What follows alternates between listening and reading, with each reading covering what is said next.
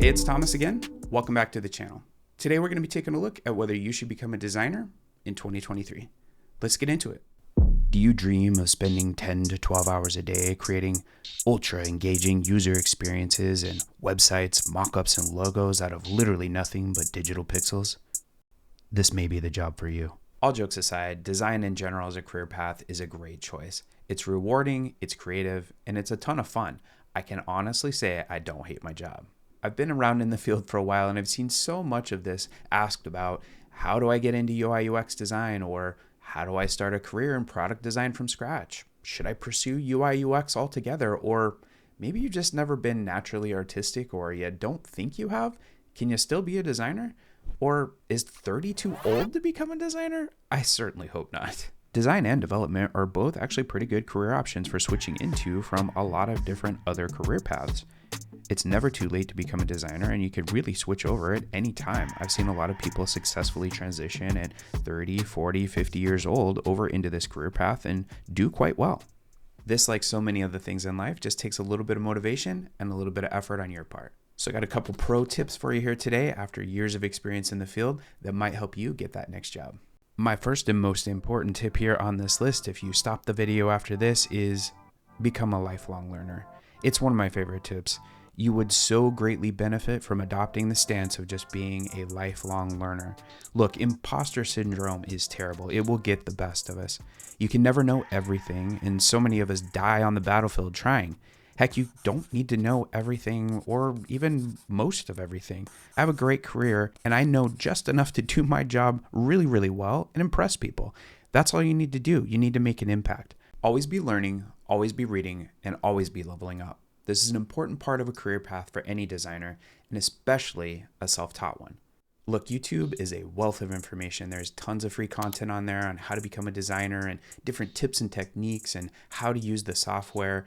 And with all the AI tools popping up over even just the last year, and tools like Framer and all these automated artificial intelligence tools, it's truly never been a better time to learn the craft and become a designer or a developer and level up your career.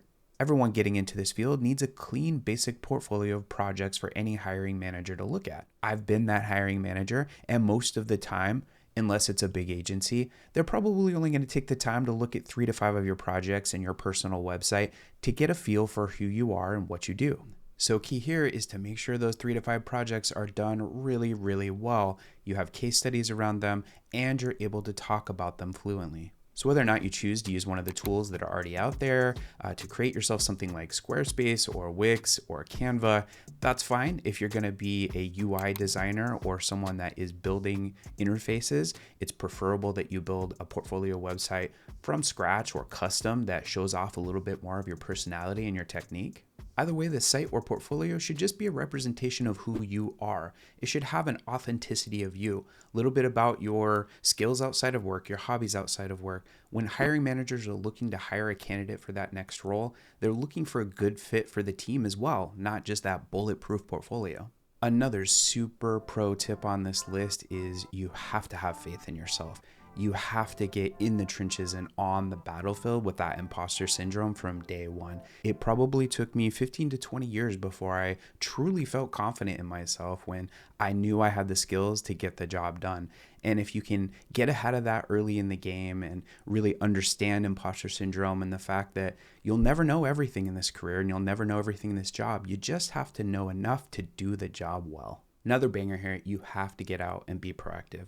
You have to get out and hit the pavement. I've seen too many friends, too many colleagues, too many students that I've taught over the years that will get out of a boot camp, or they'll get their certification, or they'll even get out with a traditional 4-year degree and do absolutely nothing with it. They'll go home, they'll get on forums, they'll complain that they're not finding a job in the field, and they'll literally do nothing with it.